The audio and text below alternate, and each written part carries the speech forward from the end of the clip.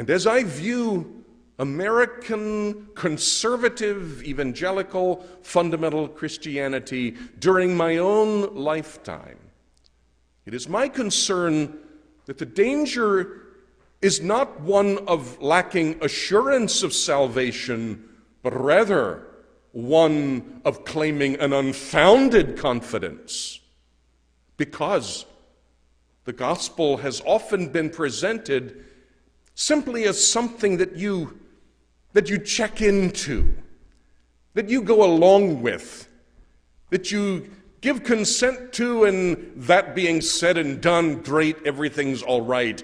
And the person who does so is told then, don't you ever doubt it? And while I would not want to nurture doubts in anyone's heart, yet, if one has not been saved, the best thing I can do for them is to cultivate doubt within their heart. And indeed, the problem of the age is not believers who lack assurance of salvation. Oh, there are some, I don't doubt that, and I wish to be of greatest help to them whenever I can. But that is not the problem of the age. The problem of the age, I fear, is unbelievers who are confidently assured that they are okay because they did what the preacher told them to do. And after all, they've got an interest in religion. They even give money, more than their tithe, generously. They've got an interest in seeing the message of the Bible taken abroad. And they look to their interests, to their generosity, to their religious zeal, just as the Pharisees of old looked to those same things in themselves as the convincing evidence that they were right with God, when in fact they were far from God. And so if something that I say today kicks the prop out from beneath someone who is trusting his great religiosity, his great generosity, or any other praiseworthy religious action, if something that I do kicks those props out from among you, will you count me your best friend? For they need to be removed.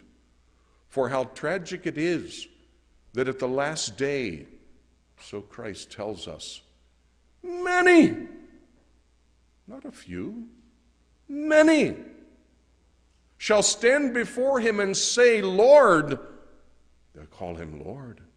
Lord, have not we prophesied in thy name? And in thy name cast out devils? And in thy name done many wonderful works? And he will respond, depart from me, ye that work iniquity. I never knew you. It is in light of that coming day that every one of us should examine ourselves, not by the standards that 21st century religion has erected by which we judge good church people, but rather by the standard which the Word of God erects.